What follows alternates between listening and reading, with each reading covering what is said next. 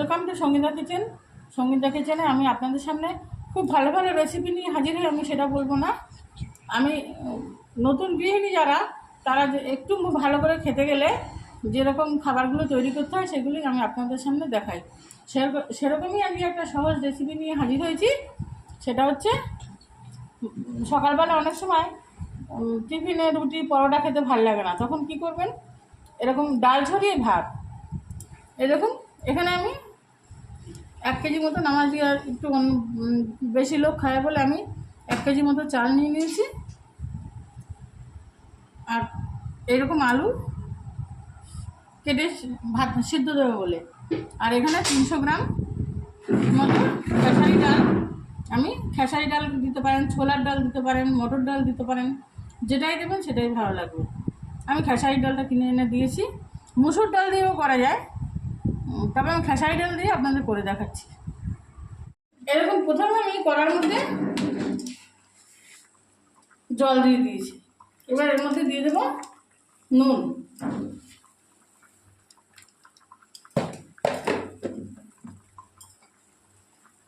এবার এর মধ্যে দিয়ে দেবো প্রথমে আমি ডালটাকে।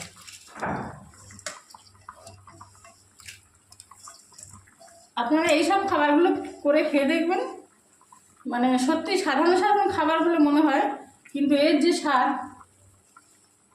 সেটা অন্য খাবারে খুব একটা পাওয়া যাবে না।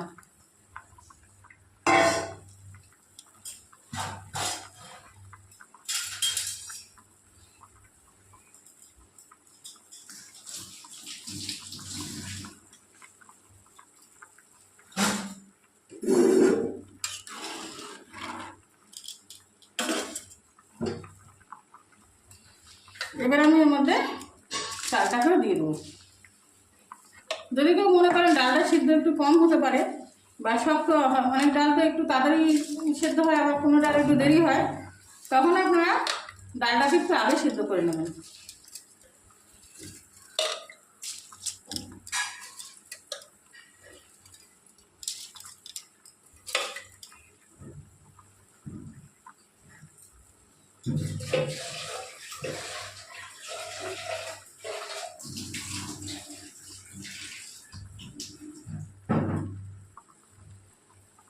এবারে সব চালটাকেও আমি এর মধ্যে এইভাবে দিয়ে দিলাম।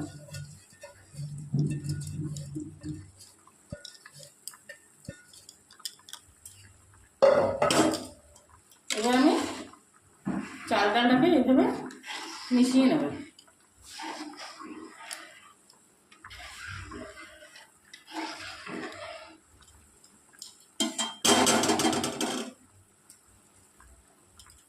এবার দিয়ে দেবো এইভাবে কেটে রাখা আলুগুলো, আমি এর মধ্যে দিয়ে দেবো।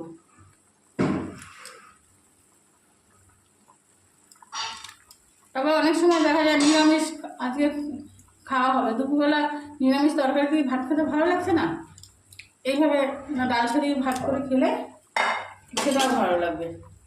তবে আমরা সাধারণত সকালবেলা টিফিনে বেশিরভাগ সময় এরকম করি।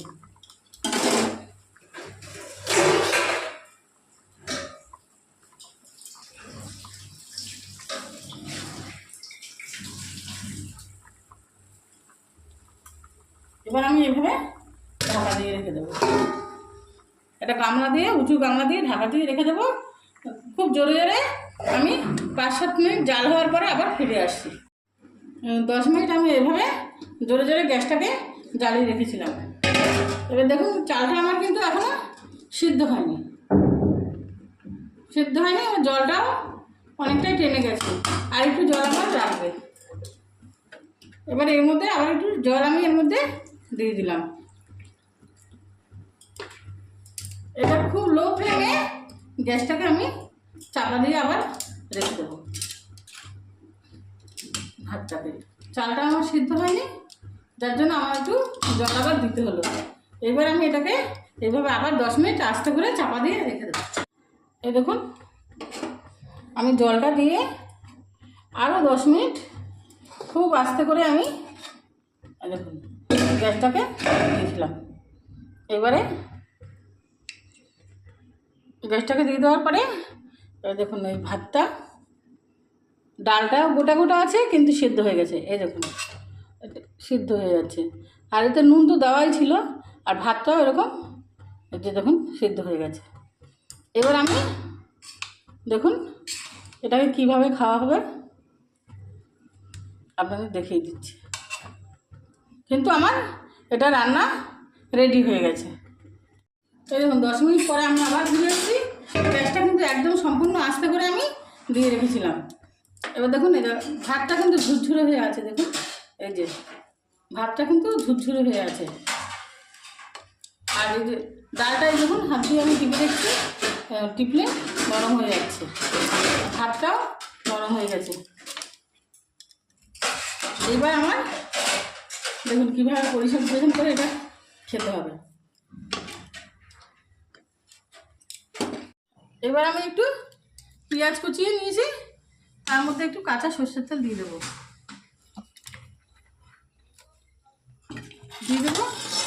একটা শুকনো লঙ্কা আমি এইভাবে করে মেখে নেবো। নুন দেবো না, কারণ ভাতে আমার নুন দেওয়া আছে, আলুতেও নুন দেওয়া আছে।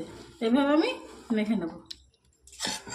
মেখে নিয়ে আলুগুলোকে আমি এরকমভাবে মেখে নেব। প্রথমে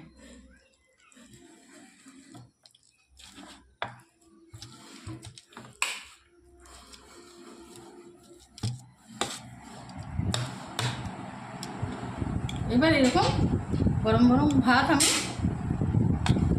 দেখুন ঝুরঝুরো গরম গরম ভাত এক একজনের পাতে আমি এইভাবে তুলে দেবো।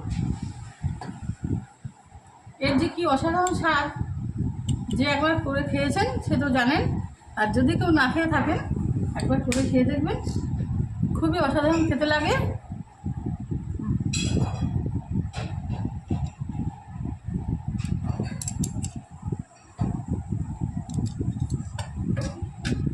এবার আলু ভাতে দিয়ে কাঁচা পেঁয়াজ দিয়ে তেল দিয়ে এইভাবে মেখে নিই, কারণ আমি এর মধ্যে নুন দিয়েছি বলে নুনটা দিলাম না। এবার সাথে একটা গরম ডিম সেদ্ধ। আশা করছি মাছ মাংস ভুলে আপনারা এটা খাবেন। ভিডিওটি যদি ভালো লাগে থাকে লাইক করবেন, কমেন্ট করবেন, শেয়ার করবেন, সাবস্ক্রাইব করবেন। নিত্য নতুন ভিডিওর আপলোড পেতে পাশে থাকা বেল আইকন টিপে দেবেন। ধন্যবাদ।